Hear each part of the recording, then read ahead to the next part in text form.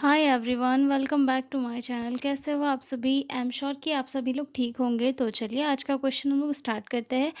आज के वीडियो में हम लोग डील करने वाले हैं एक बहुत ही इंपॉर्टेंट क्वेश्चन, जिसमें ये पूछा गया था कि जो नर्सेस होती है उनकी क्या रिस्पॉन्सिबिलिटीज़ होती है जब किसी पेशेंट को ब्लड लगाया जाता है, यानी कि ब्लड ट्रांसफ्यूजन होता है उस टाइम पे। ठीक है, तो हम ये क्वेश्चन बहुत ही इजी लैंग्वेज में और सिंपली डील करेंगे। तो जो लोग भी चैनल पर नए हैं वो लोग चैनल को सब्सक्राइब कर ले, वीडियो को लाइक करें, अपने दोस्तों के साथ शेयर ज़रूर करें। और हाँ, अगर आपको पीडीएफ नोट्स की रिक्वायरमेंट हो तो डिस्क्रिप्शन में मेरा मेल दिया हुआ है, उस पर कॉन्टैक्ट करके आप लोग पीडीएफ नोट्स ले सकते हो। ठीक है, तो चलिए स्टार्ट करते हैं। Nursing responsibilities during blood transfusion, मतलब नर्सेस क्या क्या अपनी रिस्पॉन्सिबिलिटी शो करती है ब्लड ट्रांसफ्यूजन के दौरान। तो ब्लड ट्रांसफ्यूजन क्या होता क्या है? तो ब्लड ट्रांसफ्यूजन एक ऐसी प्रोसेस है जहाँ पर किसी ऐसे पेशेंट को जिसका जो एक्सीडेंट वगैरह हो गया हो, या फिर कोई मदर है डिलीवरी वाली जिसकी, या फिर जिसकी सर्जरी में ब्लड लॉस हो गया हो, तो उस कंडीशन में क्या है, उसे ब्लड लगाया जाता है। और ब्लड मतलब उसका जो ब्लड ग्रुप होता है उसके सारे क्रॉस मैचिंग वगैरह करने के बाद ही जो है ब्लड का ट्रांसफ्यूजन किया जाता है। ठीक है, तो ये जो प्रोसेस होती है, इस प्रोसेस में नर्सेस का रोल बहुत ही इंपॉर्टेंट होता है, क्योंकि जो पेशेंट है उसको कौन सा ब्लड लग रहा है, कौन सा ब्लड चढ़ रहा है, उस जो नया ब्लड है उसके लगने से उसे कोई कॉम्प्लिकेशन तो नहीं आ रही है, मतलब उसके कोई साइड इफ़ेक्ट वगैरह तो नहीं हो रहे हैं, पेशेंट को एलर्जी तो नहीं हो रही है, कि कुछ रिएक्शन वगैरह तो नहीं हो रहा है। तो ये सारी चीज़ें मॉनिटर करना एक नर्स का काम होता है। तो वो उसकी लाइफ में काफ़ी मतलब उसकी जो रिस्पॉन्सिबिलिटी होती है वहाँ पे काफ़ी इंपॉर्टेंट होती है। ठीक है, तो हम वो डील करेंगे। ठीक है, nursing responsibility before blood transfusion, यानी कि जो नर्सेस होती हैं उनकी रिस्पॉन्सिबिलिटी क्या क्या होती है ब्लड ट्रांसफ्यूजन करने के पहले। ठीक है, तो सबसे फर्स्ट आता है check doctors order, confirm type of blood component, whole blood, plasma, platelets, amount and duration. सबसे पहले तो ये चेक करना है कि पेशेंट को जो है प्लेटलेट्स लग रही है, ब्लड लग रहा है, या फिर प्लाज्मा वगैरह लग रहा है, और ब्लड का टाइप वगैरह चेक करना है। जो डॉक्टर ने ऑर्डर शीट वगैरह दी है वो सारी चीज़ें चेक करना है। उसके बाद ही जो है पेशेंट को हमें ये करना है। ठीक है, सबसे पहले हम नर्सिंग स्टेशन पर जाओ, वहाँ पर फाइलें वगैरह चेक कर लो, पेशेंट का ये नाम वगैरह देख लो कि पेशेंट है या नहीं, ये सारी चीज़ें। ठीक है, उसके बाद जो है एक्सप्लेन प्रोसीजर टू पेशेंट। इसके पहले हम ये वाला भी लिख सकते हैं, चेक पेशेंट आइडेंटिफिकेशन, मतलब जो पेशेंट है उसकी आइडेंटिफिकेशन चेक करना है कि पर्टिकुलर पेशेंट वो है कि नहीं जिसको ब्लड की नीड है, नहीं तो हम दूसरे पेशेंट को जाके लगा रहे हैं। ठीक है, match patient name, hospital number and blood group with the blood bag label, मतलब जो ब्लड ग्रुप है, पेशेंट को जो ब्लड ग्रुप लगना है तो उसका ब्लड ग्रुप का जो लेबल है वो ब्लड का जो पाउच आता है उसके ऊपर है या नहीं, ये चेक करना है। ठीक है, उसके बाद पेशेंट को हमने आइडेंटिफाई कर दिया कि भाई आपको जो है ब्लड लगाना है। सर्जरी वाली कंडीशन में तो उनकी फैमिली मेम्बर्स को बताया जाता है, सर्जरी और डिलीवरी वाली केस में।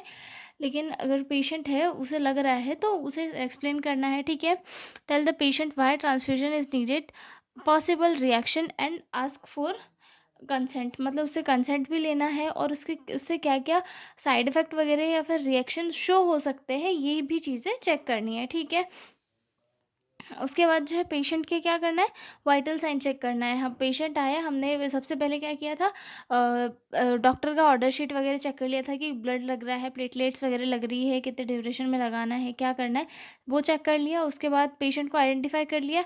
आइडेंटिफाई करने के बाद में उसे की जो है उससे कंसेंट ले लिया, उसे प्रोसीजर एक्सप्लेन कर दी, उससे जो रिएक्शन हो सकते हैं, ब्लड ट्रांसफ्यूजन से रिएक्शन हो सकते हैं, वो सारे उन्हें इन्फॉर्म कर लिए। उसके बाद क्या है, पेशेंट के वाइटल साइन चेक करना है। Check vital sign, record temperature, pulse, respiration and BP before starting, मतलब जो है पेशेंट के जो भी वाइटल्स है वो पहले हमें ट्रांसफ्यूजन के पहले जो चेक करना है। उसके बाद ensure IV access, use large vein 80 to 20 gauge needle for good blood flow, मतलब जो एक लार्ज वेन होती है उसका यूज़ करना है ताकि जो ब्लड फ्लो है वो अच्छे से पास हो सके। इसके लिए जो है 80 से 20 जो नंबर की निडल होती है वो तो पेशेंट की, हालांकि इसके हिसाब से रहती है, मतलब पेशेंट की वेन्स के हिसाब से हम लोग निडल लेते हैं या फिर आईवी लेते हैं। तो जो पेशेंट है उसकी जो है लार्ज वेन लेनी है ताकि ब्लड का फ्लो अच्छे से पास हो सके। ठीक है, आगे देखते हैं। Inspect blood bag, check for the correct type, expiration date, no clots, discoloration और लीकेज। तो जो है जो ब्लड बैग आता है ब्लड बैंक से या फिर अदर कहीं किसी हॉस्पिटल या अदर किसी सोर्स से, तो पहले सबसे पहले बैग को चेक करना है कि कहीं जो है इसमें कोई क्लॉटिंग वगैरह तो नहीं आ गई है, एक्सपायर तो नहीं है, जो है कलर थोड़ा चेंज तो नहीं हो रहा है, या फिर ब्लड बैग से लीक तो नहीं हो रहा है। ये चीज़ें चेक करनी होती है, ठीक है। Collect necessary equipment, blood administration set with filter, IV stand, normal saline 0.9% NaCl for flushing. Flushing मतलब जो है सारी जो भी जो भी चीज़ें हैं जो वो उस टाइम पे हमें ज़रूरत पड़ती है जब हम पेशेंट को ब्लड लगाते हैं, जैसे कि IV सेट हो गया, उसके बाद BT सेट होता है, ठीक है।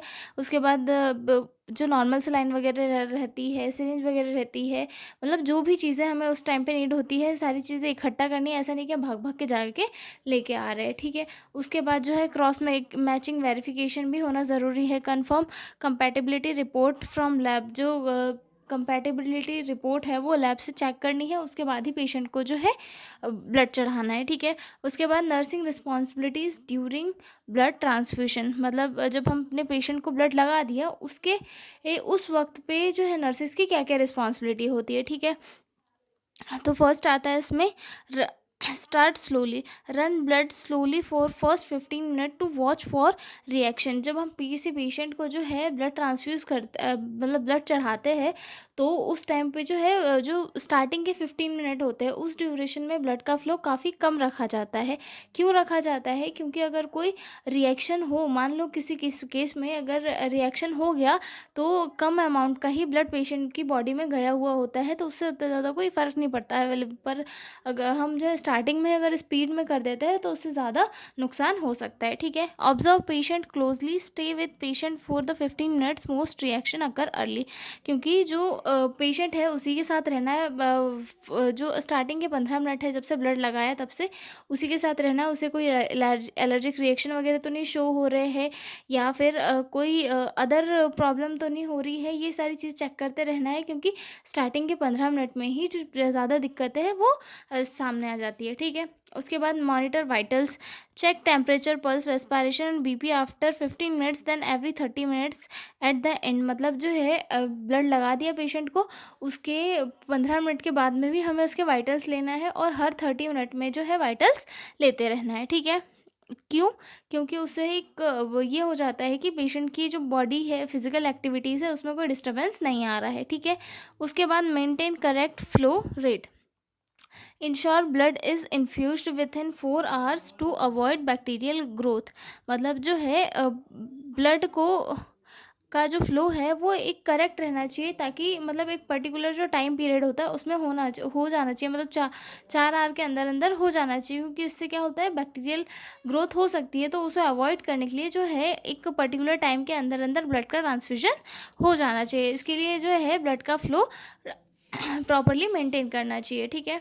उसके बाद अगला पॉइंट आता है watch for transfusion reaction, symptoms, chills, fever, itching, rash, SOB, back pain, chest pain, low BP। मतलब अगर पेशेंट को कोई रिएक्शन वगैरह तो नहीं हो रहे हैं, ये भी चेक करते रहना है कि पेशेंट में कोई भी दिक्कतें तो नहीं आ रही है, कि हमने पेशेंट को ब्लड लगाया, उसे ईचिंग होने लग गई, या फीवर आ गया, या फिर जो है सांस लेने में दिक्कत होने लग गई, चेस्ट पेन होने लग गया, BP लो हो गया। ये सारी कंडीशन तो नहीं हो रही है, इसीलिए जो है वो उसे अच्छे से चेक करना है, ठीक है। अगर ये सब हो रहा है तो इसके लिए हमें एक्शन भी लेना है, जैसे कि सबसे पहले तो है ब्लड का ट्रांसफ्यूजन स्टॉप करना है। उसके बाद जो है नॉर्मल सलाइन लगा देनी है। उसके बाद जो है हमारी जो हायर अथॉरिटीज़ होती है, डॉक्टर्स वगैरह होते हैं, इनको इन्फॉर्म करना है, ताकि जल्दी से जो है पेशेंट में जो भी रिएक्शन हुआ है उसे ट्रीट किया जा सके, ठीक है। उसके बाद आता है do not add medicine to blood bag. मतलब जो ब्लड बैग होता है उसके साथ कोई भी अदर मेडिसिन ऐड कभी भी नहीं करनी होती है, तो इसे जो है हम अच्छे से याद रखना चाहिए थी, ठीक है। तो ये था हमारा question, nursing responsibility during blood transfusion मतलब जो नर्सेस होती है उसकी क्या क्या रिस्पॉन्सिबिलिटी होती है जब पेशेंट को ब्लड लगाया जाता है, ठीक है। तो आई एम श्योर कि आपको ये क्वेश्चन समझ में आ गया होगा, हालांकि काफ़ी इजी था, और जो लोग हॉस्पिटल में ड्यूटी कर रहे हैं तो उनको तो आ ही जाएगा, ठीक है। तो अब हम मिलेंगे अगले वीडियो में एक नए क्वेश्चन के साथ। तब तक के लिए बाय बाय। और पीडीएफ नोट्स चाहिए हो तो डिस्क्रिप्शन में मेरा मेल दिया हुआ है, उस पर कांटेक्ट करके आप लोग पीडीएफ नोट्स ले सकते हो, ठीक है। तो मिलते हैं अगले वीडियो में, तब तक के लिए बाय बाय।